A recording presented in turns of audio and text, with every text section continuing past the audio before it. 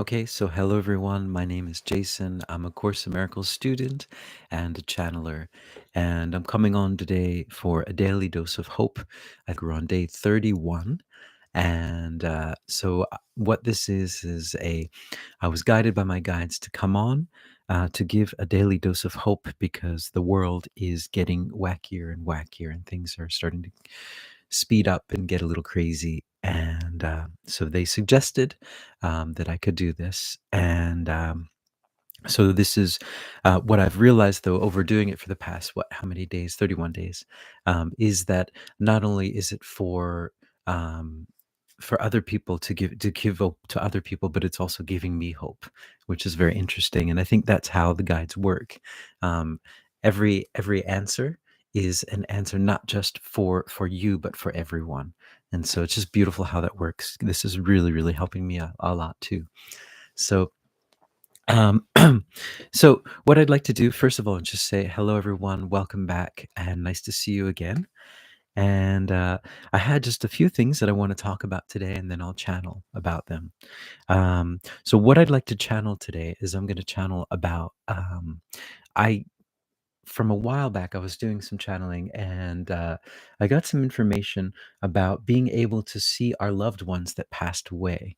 That as the frequency starts to increase, we'll be able to be able to see them like in a very kind of real way around us, and not just, for example, with your third eye or in meditation, but an actual like almost like a physical kind of thing. And I wanted to ask about that. Excuse me. Um, yeah, I wanted to ask about that a bit. And also, I want to talk about recently I've been doing a practice in the morning recently for, 10 years or so. This practice in the morning where I get my sword. It's kind of like the Excalibur sword. And and you take that sword and you use that to clear out. It's a sword of light. Use it to clear out all of your energy, and then the energy of your room and the energy of the town and the whole world. And recently, what I've been seeing this past, I guess, like 6 months or so, is that when I do that, um, I start to see my room getting bigger and bigger and bigger. And that I also see it's kind of gilded, like covered in gold kind of thing. It's like an ancient, not an ancient, the building becomes like a really beautiful, what we think of as, well, who knows if it really is, but kind of ancient Roman buildings, or like the White House, the style that the White House is built in, those kind of that other era.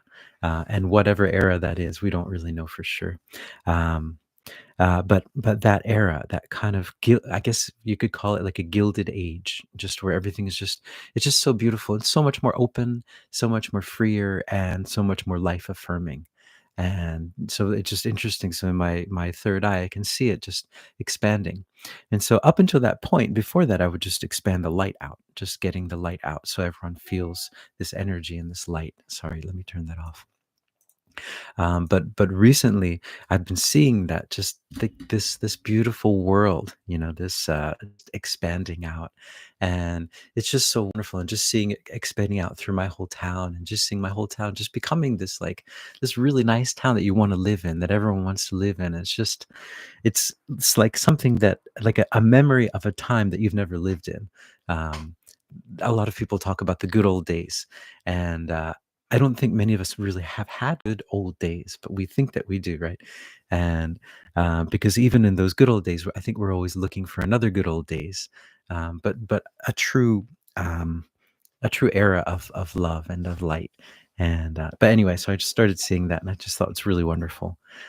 Just wanted to share that. And yay, hey Stefan, yes, we are entitled to miracles. Yes. And I agree. I agree.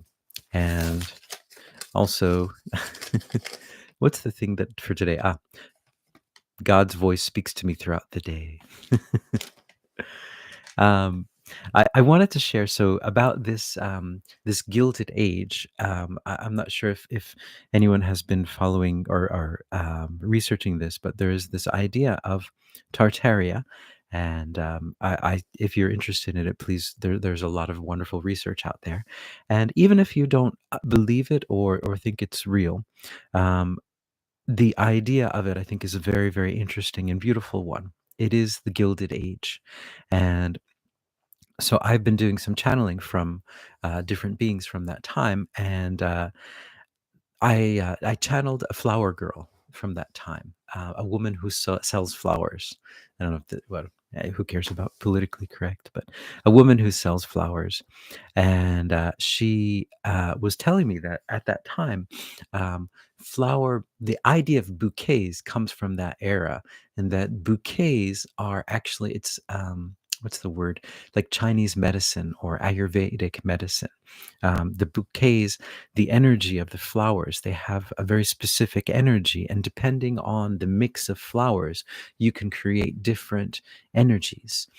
So if someone is suffering from, for example, a physical ailment, she'll make like a set of flowers together and give that bouquet, and that bouquet will just be in that person's area, in the room or wherever it is, and it will help to heal them, the energies from the flowers. And I just thought that's really interesting. And I've been guided to start using bouquets more. So, yeah, expect to see more flowers. So that, and then, sorry, it's a bit, I'm a bit all over the place, but it is all related to this idea of the overall arching theme is this Gilded Age. And I think that this is the Gilded Age that we are approaching.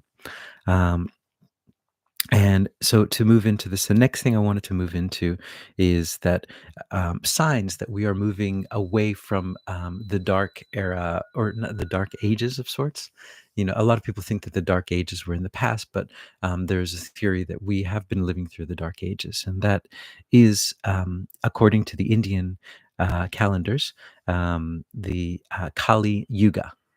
We have just come out of the Yuga. I think it was about a month or two ago.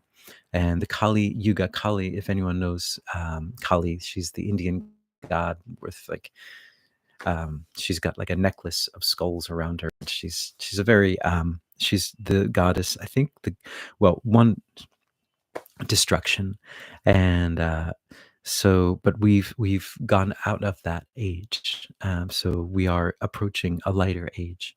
And so I wanted to talk about, so when I was a kid, when I was in high school, bring on the Gilded Age, Stefan says. Yes, bring it on. That's right.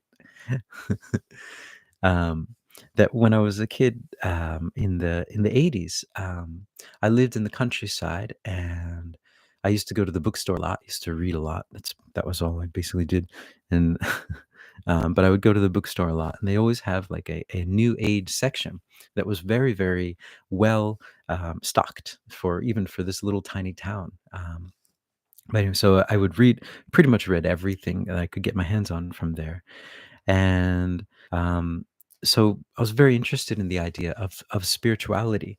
And but what I found at the time was that that coincided with the time of yeah, I'll just go into it anyway. But psychiatric drugs were very, very big at the time. I had many, many friends that were were prescribed psychiatric drugs because they were talking about similar things.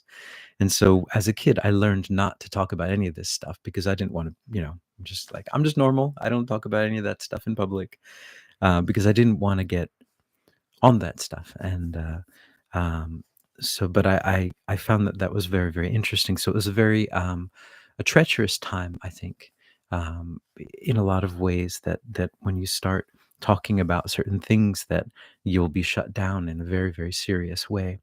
And I saw a lot of the people around me, a lot of my friends, a lot of my, like, people that I guess associates or whatever you'd call them, just, yeah, just, and it wasn't a nice place to go. And with these drugs too, a lot of them, like, they would be prescribed, and then like 10 years later it would be found that it's basically poison, and they don't prescribe them anymore. It's just this, not to go down that, yeah, oops, maybe I've gone too far. But anyway, that is true. That's nothing. Um, and a lot of times with these drugs too, is that they're very addictive, and that when people get off of them, they go through a withdrawal symptoms, and then what those that people mistake those withdrawal symptoms for a, what is the word, that you're going back into that um, illness. And no, you're just getting off of the drugs. But so then more drugs are prescribed, and it's just like this endless cycle, of drugs, you know. And not to say, I mean, I'm sure there are probably applications that are good, I'm sure, but I'm just speaking from my own personal experience of what I saw around me at that time when kids, like, well, I was a kid too. When we were kids, we were just talking about stuff, and it was just shut down at that time. But so that was that time, and now here we are in this time, 2024, where I even read on the NIH, the National Institute of Health, they even have like a article about channeling, like it's a scientific study of channeling written by scientists. So we've come a long way, is what I'm trying. That was what I'm trying to say. That we've come a long way since that time, and so yeah. And I really admire the people that were speaking up at that time, back in the 80s and the 90s. That was must have been such a difficult time, where you're just, yeah, very, very difficult time. I really admire the courage of those people that were speaking up at that time, and that generation, the generation before mine, of spiritual, of channelers, of people, coming out in public, and that's, I, wow, kudos to you. You guys are amazing. Um, and then I wanted to go into Course in Miracles a bit. So just this idea that they talked about self-concept and versus self. And so what it was, so it's from chapter 31, verse 5, self-concept versus self. But what they were talking about is that we go through a lot of education in order to become the self, to make a person, to make us part of this world, and again, this third dimension matrix world. And so, we go through what, 12 years of education, at least in the States and in Japan. There's, the required education. So 12 years plus, some people go on after that for more education. And that education is all training you how to deal with, or how to become a part of this box, and how to fit into the box, to train out all of the natural stuff out of you, and to train you to associate with your body, and to think that your body's it, to train you in, I guess, what could be called the death cult, which is, by death, a lot of people are using that word death cult, but I finally kind of get the idea is that a death cult is a cult that believes that death is the true, that is the end result, death. And so it's a death cult because you believe in death, just like death doesn't exist. We're spirits, we're inhabiting this body. So, um, yeah, believing your body, following the world's laws, and following this death cult, believing that death, and that, yeah, yeah, secular humanism is a word that's thrown around a lot. That was also, I think, really big in the 80s. That kind of came out a lot. But yeah, that idea. Um, and I guess in the 2024s, it's scientism, you know, belief in scientism. But so, yeah, so that's what I'm trying to say. So this chapter talks about self-concept versus self, and I'll just read it, and then they talk about it. Okay, so here we go. I'm just going to read the first three parts. So chapter 31, the final vision, chapter 5, self-concept versus self, and the first three verses, I guess they're called. Here we go. The learning of the world is built upon a concept of the self adjusted to the world's reality. It fits it well, for this is an image. For this, an image is that suits a world of shadows and illusions. Here it walks at home, where what it sees is one with it. The building of a concept of the self is what the learning of the world is for. This is its purpose, that you come without a self and make one as you go along. And by the time you reach maturity, you have perfected it to meet the world on equal terms, at one with its demands. A concept of the self is made by you. It bears no likeness at all. Bears no likeness to yourself at all. It is an idol made to take the place of your reality as Son of God. The concept of the self the world would teach is not the thing it appears to be, for it is made to serve two purposes, but one which the mind can recognize. The first presents the face of innocence, the aspect acted on. It is this face that smiles and charms and even seems to love. It searches for companions, and it looks at times with pity on the suffering and sometimes offers solace. It believes that it is good within an evil world. This aspect can grow angry, for the world is wicked and unable to provide the love and shelter innocence deserves. And so this face is often wet with tears at the injustices the world accords to those who would be generous and good. This aspect never makes the first attack, but every day 100 little things make small assaults upon its innocence, provoke it to irritation, and at last to open insult and abuse. So that's just the first part of it, and the idea is that this self is associated with the body, and the body's aging, and in this third world concept, third dimensional world concept, um, it's kind of a dog eat dog world. You have to kind of step on this other person to get this. There's only a limited amount of opportunities in the box, and you have to compete because it's limited, and that's the idea. So you have this face of innocence, but you're living in this world that's treacherous, and that there is no hope, and that it is actually a very, very hellish concept of the world. And if you kind of associate with your body and think that this is it, that death cult, then yeah, I mean, you put on this face of innocence. Oh, yay, I'm just trying to do my life, but these people are coming. But there's the other side of attack, because you think that you have to attack in order to get what you want. You have to defend yourself. You have to defend this body from the other bodies. And what the Course in Miracles teaches is that that's nonsense, that we are not bodies, that we are one with God. So I am not a body, I'm free, for I'm still as God created me. And that we're all one, and that we've never left source, and that we're just down here having an experience, trying to bring heaven onto earth. And that's the idea.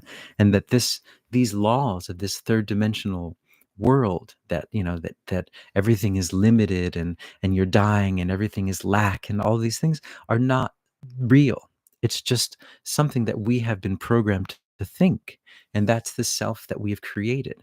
But that's not real. That's not what really happens. What real is that we are a self that are creating this body. We are animating this body. We are showing our visions out into the world. We are projecting our visions onto the world. And so I just love that idea. I thought that was good. The self-concept versus that we're not a body. And if we associate with a body, then things can get pretty scary and strange. But we realize, no, we're not a body. We're a soul at home in heaven. We've always been there, and we just came down here to experience some illusions and to see what's inside of us and to be a projector. Um, yeah, so that was the idea. Um, and I'm kind of rambling on a bit today. So I'm going to go into the channeling. I'm going to ask two questions today. The first question is about being able to see our loved ones as the energy starts to increase on this planet. Will we start to be able to see our loved ones that have passed? And then after that, um, yeah, what is their message for today? So here we go.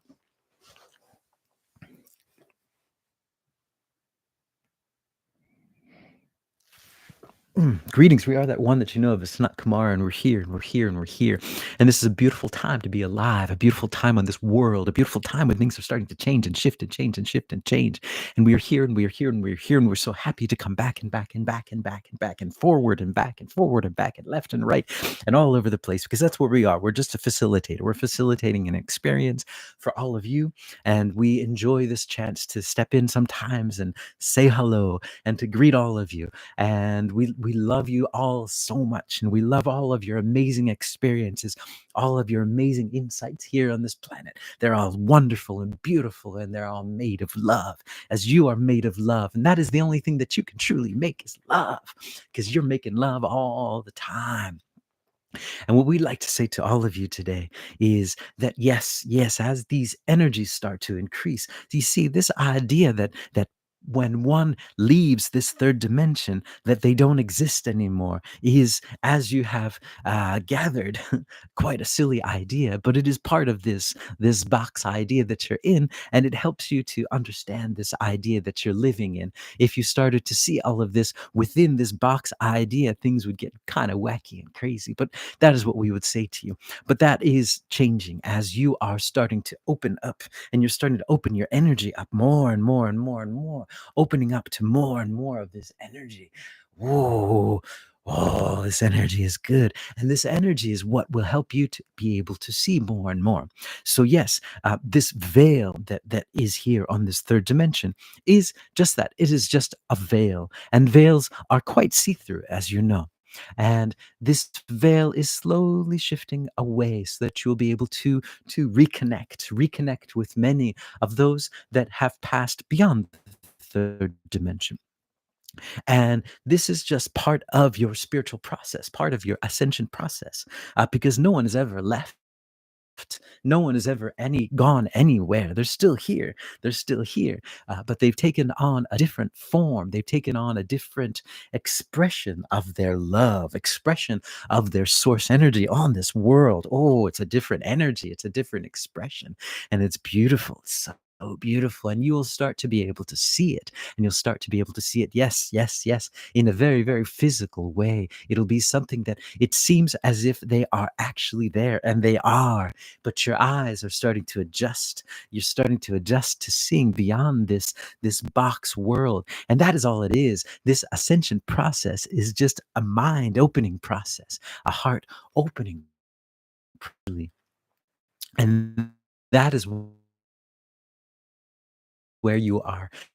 That next task make is love. So make more of it, make more of it, make more of it, because that is the stuff. That is the stuff. But make more of it, because that is the stuff. That is the stuff. That is the stuff that makes the most beautiful visions, the most beautiful ideas. And that is the stuff that speeds all this up, speeds all this in between stuff up.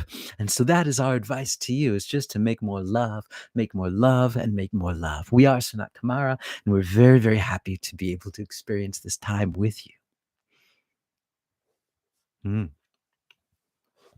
Yep. All right. Make more love. Whew. All right. So that's my that's my my dose of hope for today, day 31. Um, One other thing I wanted to say is, so I'm working on this channeling course, creating this channeling course. And one thing I wanted to say about, I think that's really important with channeling and with spiritual process is practice. It's just like anything, just like, practicing the guitar or the piano or practicing to sing. It's just using your natural abilities and building on them, to get better and better. So I wanted to say that. Sanat Kamara is on fire. Yes, Stefan, he is. Woo-hoo. Yeah. So thank you guys for joining in today. I really appreciate it. As I said, this helps me very much. So thank you for your help. Thank you very much. Um, and I will see you guys tomorrow. Ciao. Again, thanks, Stefan, for joining in too. Ciao.